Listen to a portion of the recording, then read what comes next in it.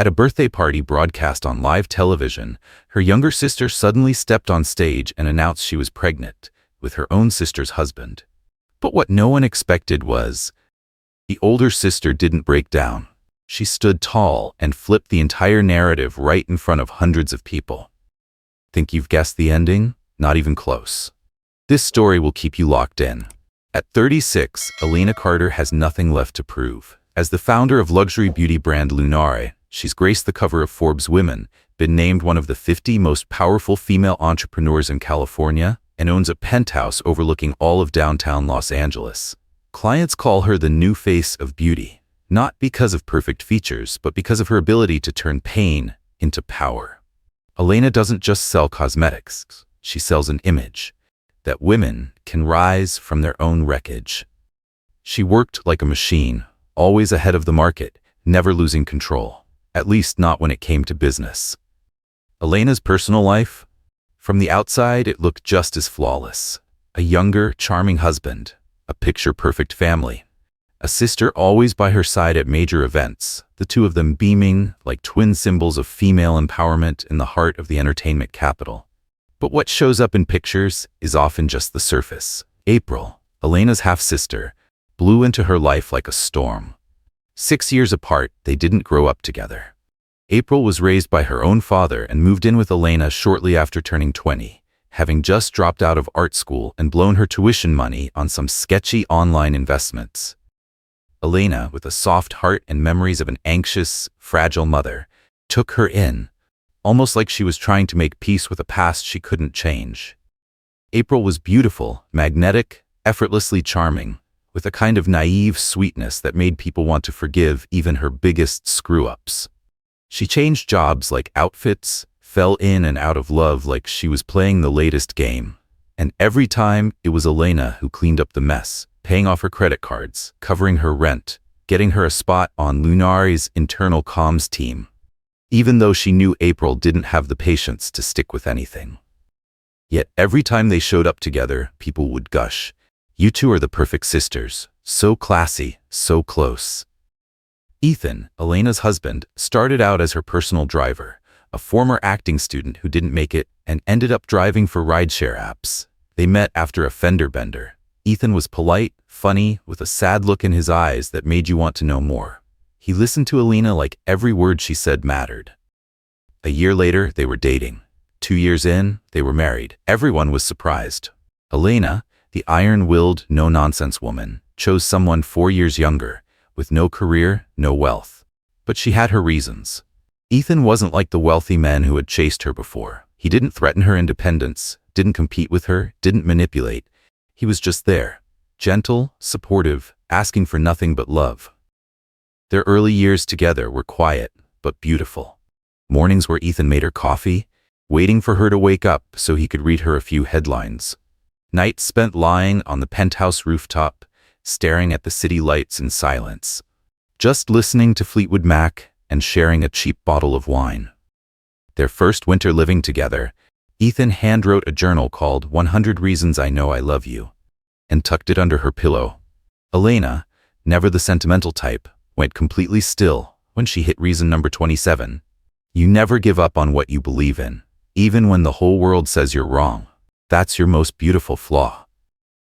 Elena truly believed she had found someone who stayed, not for status, not for money, but for her.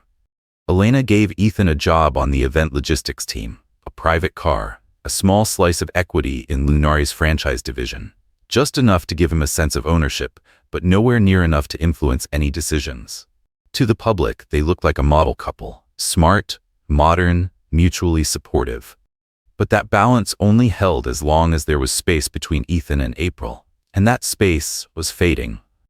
Elena once caught the way April looked at Ethan during a New Year's party, longer than necessary, softer than usual.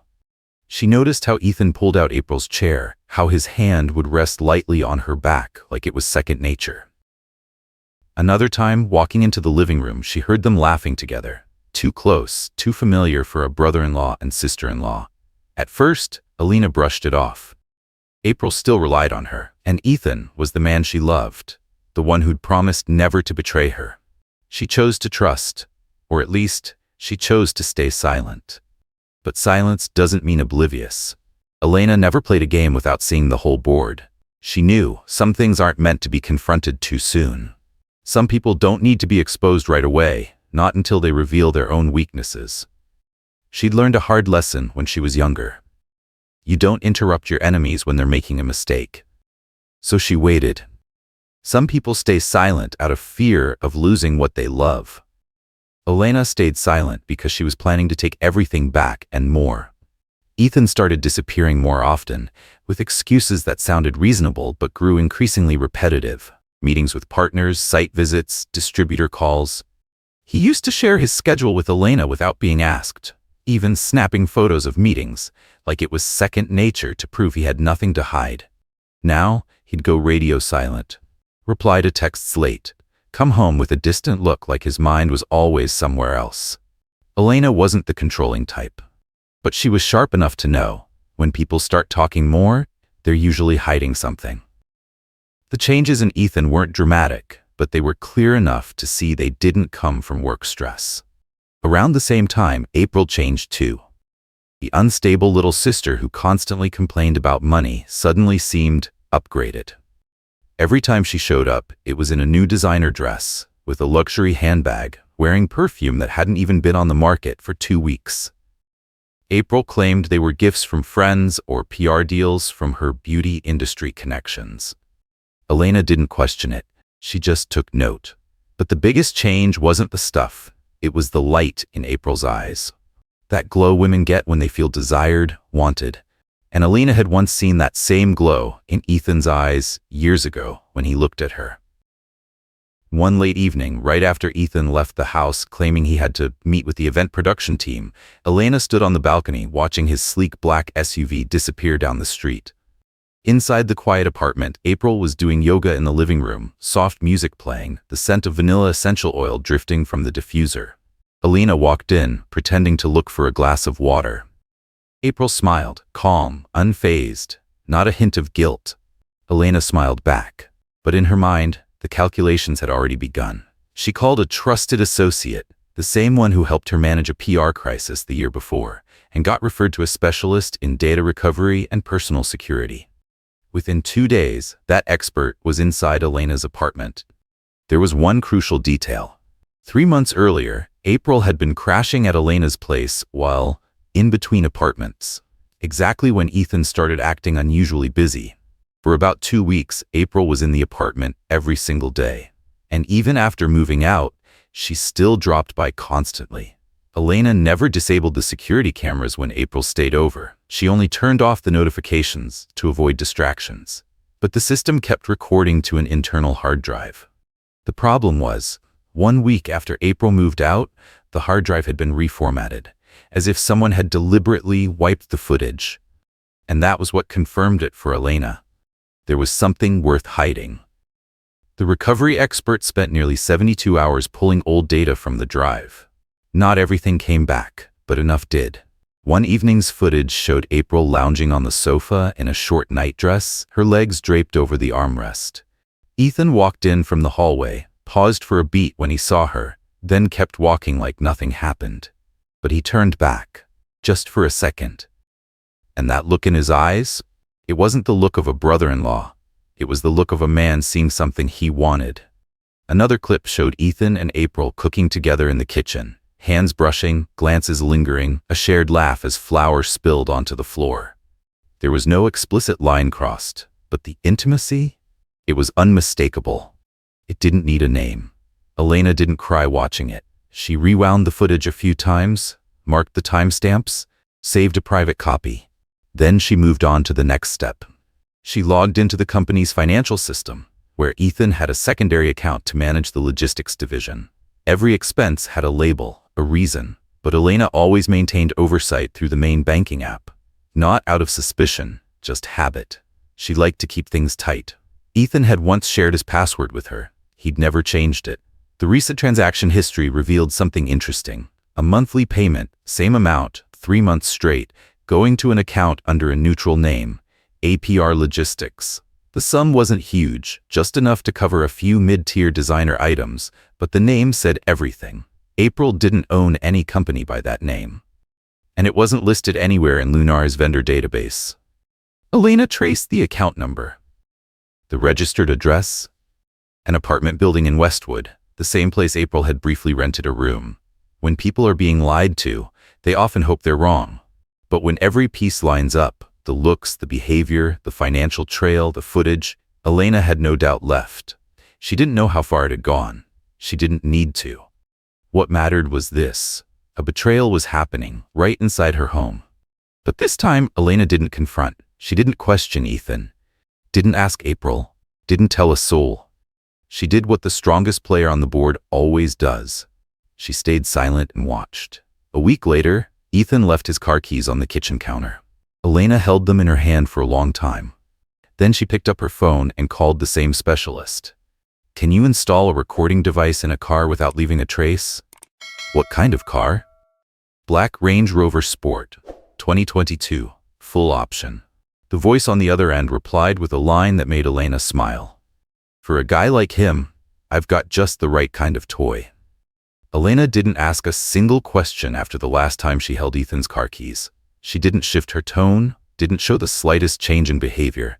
She kept showing up to the office on time, kept planning the biggest event of the year, a birthday celebration merged with the launch of Lunar's new product line. It was a project 6 months in the making, featuring nearly 300 guests, dozens of media outlets, and a major TV network broadcasting the main ceremony live.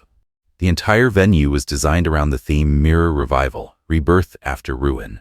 The runway was made of reflective glass, cold lighting, the soundtrack, an electronic remix of Unstoppable. Every detail had Elena's signature, from the lipstick shade worn by the models to the exact phrasing of the MC's script. She wore a champagne-colored gown, hair swept into a clean bun, her face nearly bare, just Lunare products, nothing more. Her beauty didn't come from effort, it came from power. The kind of power you earn when you've lost every illusion, but never lost yourself. The event started right on time. Models took the runway one by one, showcasing the new product lines. A video about Elena played on the big screen, images from her teenage years and clips of her building the company from scratch. Applause broke out as the film ended.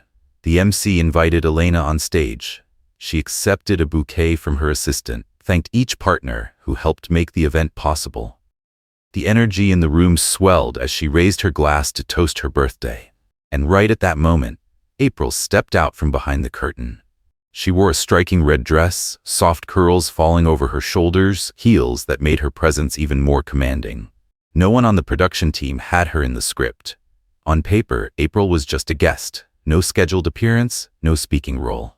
The MC glanced toward backstage, confused. But before anyone could react, April took the spare mic straight from the sound assistant's hand. "I'm sorry. I know I wasn't invited on stage. But there's something I can't keep to myself any longer." Her voice echoed through the hall. TV cameras turned toward the stage. The room went still, like it had been frozen. April took a breath, placed a hand on her stomach, and smiled. "I'm pregnant, and the father is Ethan." Time stopped. No one breathed. No one moved. Some guests, thinking it was part of the show, clapped, then fell silent the second they saw Elena's face, unmoved. And Ethan, standing just beside the champagne table, stood frozen, pale as a ghost. He said nothing, didn't deny it, didn't move. April didn't stop. She looked straight into the camera, then swept her gaze across the room like she was the headliner of the night. "You know, my sister always taught me that image is everything. She doesn't want pity. She doesn't cry. She doesn't love. She only invests in what gives her a return, even family." The room began to stir, whispers rising like static. April kept going. "She's always picture-perfect in the media, but has anyone ever seen her hug someone without a hidden agenda? Has anyone ever heard her ask, 'Are you okay?' without expecting something in return?"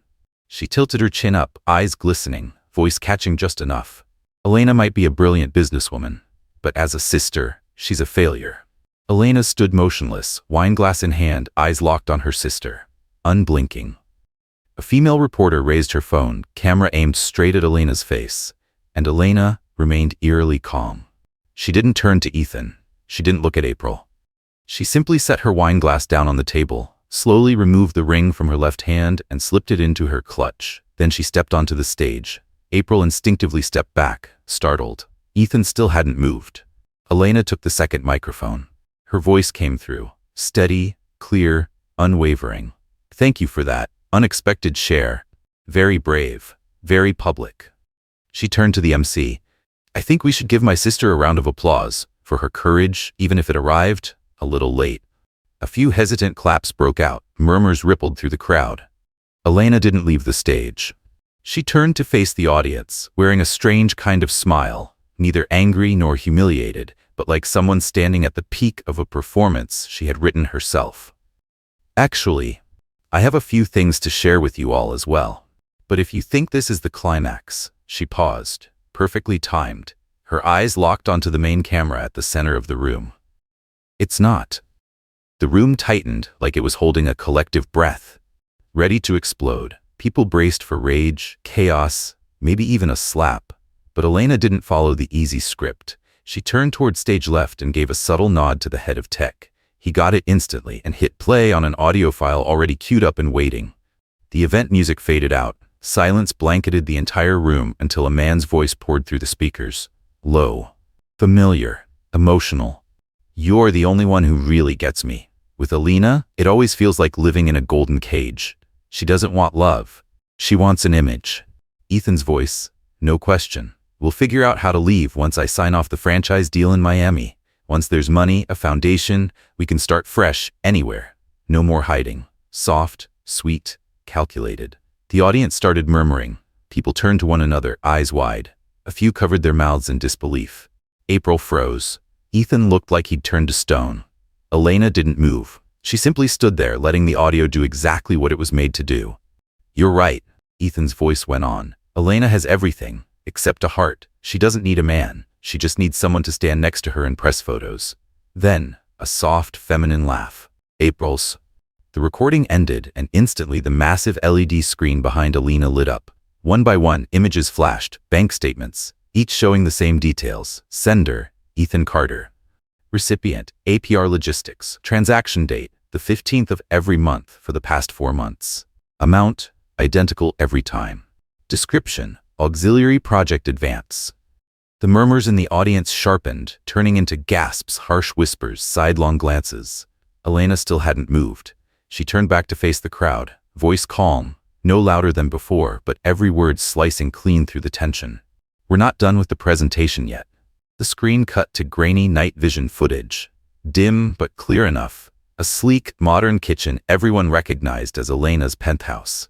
There they were, Ethan in sleepwear standing across from April. Light from the open fridge spilled across their faces. April gently placed a hand on his chest. Ethan leaned in and kissed her forehead. Then they embraced, long and wordless. A sharp breath escaped from someone in the front row. At this point, no one could tell what was real and what was staged, because nothing felt staged anymore. No edits, no excuses, just truth, laid bare. April stumbled back, bumping into the podium, nearly falling. Ethan spun around, eyes darting like a man searching for exits. April clutched the edge of the stand, hands trembling, eyes wild. Elena stepped forward just once. Not fast, not threatening, just enough, and she spoke. "I gave both of you the chance to stop, but you chose to go public. So this is the cost of going public." April broke down, whispering something no one could make out. Ethan bit his lip, turned, and bolted off stage, smacking straight into a live camera. The cameraman didn't move. He didn't have to. The truth was dramatic enough. Elena raised the mic one more time. "Originally, tonight was meant to launch a new product line, but I think another kind of product just launched instead. The truth." She lifted her chin, scanning the room with calm, steady eyes. "I'm announcing that 100% of tonight's proceeds, including sales, donations, and sponsorship revenue, will be donated to Rise Again, an organization that supports women recovering from betrayal, abuse, and emotional manipulation. Because no one deserves to live in lies, just because they trusted the wrong person." No tears, no shaky voice. It wasn't a breakdown, it was a declaration. A declaration made with composure as sharp as steel. The applause started scattered, then built, louder, longer, and different from the ones before. This wasn't for a product, not for a brand. It was for the woman still standing, not shattered, but upright like a monument. Elena gave a small nod, then quietly stepped off the stage, leaving behind a storm that had just unmasked every face in the room. She didn't look back, because she knew there was still one final card waiting for the right moment. The event ended in the aftershock of truth. But Elena didn't let herself be swept away in the noise. The next morning, she was back at the office, as if no product launch had ever happened, ready to take on the next task, verifying the identity of the child growing inside April. Even though Ethan had fled the stage, legally, he was still Elena's husband. And that was all she needed. Through her attorney, Elena filed a formal request for a preliminary paternity test between Ethan and the unborn child. April's consent wasn't required, just a DNA sample from Ethan, compared with the biomedical data the hospital had quietly collected during one of April's earlier checkups. Elena's lawyer moved fast. 4 days later, the results arrived at her office, strictly confidential. The conclusion was brief, clinical, and ice-cold. There is no biological relationship between the male subject, Ethan Carter, and the fetus in the submitted sample. Elena wasn't surprised. But what mattered more was what came next. In the appendix of the file, something Ethan didn't know she had, his original medical records, which Elena had quietly kept since their first year of marriage. Ethan had suffered a major injury during a college football accident. Doctors concluded it had severely damaged his fertility. After multiple tests, the final diagnosis was clear: irreversible infertility. They had once talked about adopting if they ever wanted children. Ethan had agreed. Elena thought he had come to terms with the truth. But somehow, the man who couldn't father a child was now the one being named as the father of a child that didn't exist yet. This, Elena didn't need to announce publicly. She simply took action. One copy of the DNA results was sent to Ethan's lawyer. Another went to the legal affairs manager of the advertising agency, currently negotiating a brand ambassador contract with Ethan. That contract included a strict morality clause. Any personal scandal that damaged the brand's image was grounds for immediate termination. Less than 24 hours later, the company announced it was terminating its contract with Ethan, citing breach of moral conduct and demanding compensation for damages and reputational harm. Ethan lashed out in an angry email, calling Elena heartless. But no one was listening anymore. Elena didn't respond. April, on the other hand, did something else. She showed up at Elena's office 2 days later. No makeup, oversized hoodie pulled over her stomach, the usual fire in her eyes completely gone. She asked to speak privately. Elena didn't refuse. The conversation took place in a closed meeting room. "I didn't know," April said quietly, almost like she was talking to herself. "I thought Ethan." Elena said nothing. She simply placed a folder on the table. The name on the front, Miles Whitaker, former head of marketing at Lunar. Also the man April had once met privately to ask about partnership opportunities. As she had explained, 3 months ago, Miles had been quietly terminated by Elena after she uncovered that he had embezzled funds from a marketing campaign, channeling them into vague, unauthorized personal expenses. Among them, a trip to Las Vegas during the exact stretch when April had also gone off the grid for several days. "I'm pregnant with his baby?" April whispered, face drained of color. Elena nodded. Not a word more. April bowed her head and broke down crying. But by then, tears meant nothing. When someone spends their life gambling with forgiveness, eventually, no one reaches out to pull them back. The media caught wind of the scandal, not the way Elena might have hoped, but in a way no one could control. Tabloids exploded with headlines, recycling the now infamous footage of April announcing her pregnancy, zooming in on Ethan's stunned face, and slapping on sensational titles like "Betrayed on Live TV, Who's Really the Father of the CEO's Sister's Baby?" April became the internet's punchline. Clips from the event were chopped, remixed, mocked with viral soundtracks, and shared millions of times. No one defended her. The title Rebellious Muse vanished, replaced by brutal comments, scorn, and digital shame. Ethan vanished from the public eye. Accounts locked, contracts gone, status erased. No one reached out to him. Even those who once used his name to get closer to Elena backed off. Quietly, quickly. Elena said nothing. A week later, she moved out of the villa, a house built for two, now echoing with silence no furniture could fix. But she didn't leave like someone defeated. No rush, no hiding. She walked away like a woman who had closed a chapter with precision, and was finally ready to start again, this time for herself. Elena's new apartment sat on the 5th floor of an unremarkable building on the city's west side. No grand lobby, no private elevator, no smart security systems like the old villa. But from the small balcony, lined with cacti and sprigs of lavender, she could watch the sunset spill across neighboring rooftops, the light catching on window panes like a quiet greeting after a long storm.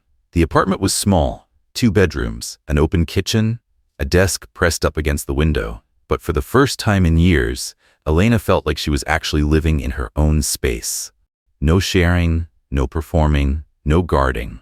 She didn't bring much from the old house. Just a few books, some handmade souvenirs from business trips, and one abstract painting, something she'd painted herself after her first divorce trial years ago. No wedding photos, no gifts from Ethan, not a single trace of a past she no longer owed anyone an explanation for. She didn't just restart her life, she restructured Lunar from the ground up. Elena shut down the Pure Cosmetics line, redirecting all funding towards skincare and emotional wellness products. Tools designed to help women heal both outside and in. Lunar's new slogan was simple and sharp: worn, not broken. She invited women who had survived divorce, depression, abuse, not models, but real people, to become the new faces of the brand. They told their stories not through flawless skin, but through wrinkles, scars, and eyes that had seen too much and still kept going. Lunari was no longer just a beauty brand. It became a space where pain was acknowledged and transformed into strength. She worked less now, spent more time reading, painting, learning to meditate. Some mornings, Elena would wake at 6, make a cup of coffee, open the balcony door, and just sit, doing nothing. No rush. No need to prove anything to the world. She had once had everything and lost everything. Now, she chose only what felt light. One Thursday morning, an email came from her communications assistant. Woman's Hour, a major U.S. evening talk show, wanted her for a special episode on women rising from betrayal. She wasn't surprised. Her birthday event, though no longer headline news, had become one of the most unforgettable media moments of that year. Elena agreed, not to clarify, not to defend, just to share. The taping took place in a modest studio. She wore a white button-down, black trousers, no jewelry, no signature red lipstick, her face calm, her eyes still. The host asked a lot, about emotion, hurt, how she managed to stay composed. Elena just smiled gently. "I wasn't calm," she said. "I just didn't let it run the show." When the questions turned to Ethan and April, she didn't dodge, but she didn't name names either. "Sometimes," she said, "betrayal is a gift you never wanted, but deeply needed. Because only when what you thought was real breaks apart do you get the chance to ask, who am I really? And who do I want to become?" She paused. No tears, no bitterness, just a depth in her eyes, like a lake after the storm has passed. "Betrayal didn't kill me. It freed me from an illusion." That episode became Woman's Hour's highest-rated broadcast in 3 months. Online, a clip of Elena's words went viral. One comment under the video read, "She didn't seek revenge, she reclaimed her story." The following week, Elena received over 700 emails from women across America, some 18, some 60. Sharing their stories, asking to be part of Lunari's next campaign. Elena read every single email, one by one. She took notes in a journal, pinned sticky tabs across the walls of her new apartment. No old photos hung there anymore, just handwritten lines from real people who had been through the kind of storm she had once survived. She no longer felt alone, she felt connected, rooted, part of something larger than herself. At the end of a digital magazine interview, Elena included a handwritten note to the readers: "You don't get to betray me and also be the victim." And beneath it, just one final line: "What about you? Have you ever faced a betrayal that forced you to redefine who you are?" Some shocks in life don't come to break us. They come to strip away the illusions we've clung to for too long. Elena didn't choose to strike back with tears or hate. She responded with control, with real value, and with a new version of herself, one no longer built on someone else's foundation. Sometimes, after betrayal, what we need isn't an apology. It's a new door, one that leads us out of the darkness we stayed in for far too long. Are you truly living in alignment with yourself, or still holding on to something that's already fallen apart? If Elena's story made you think of your own, or someone you've known, share what you feel below. And don't forget to subscribe to Love Stories for more powerful journeys, where every fall is the start of a new rise.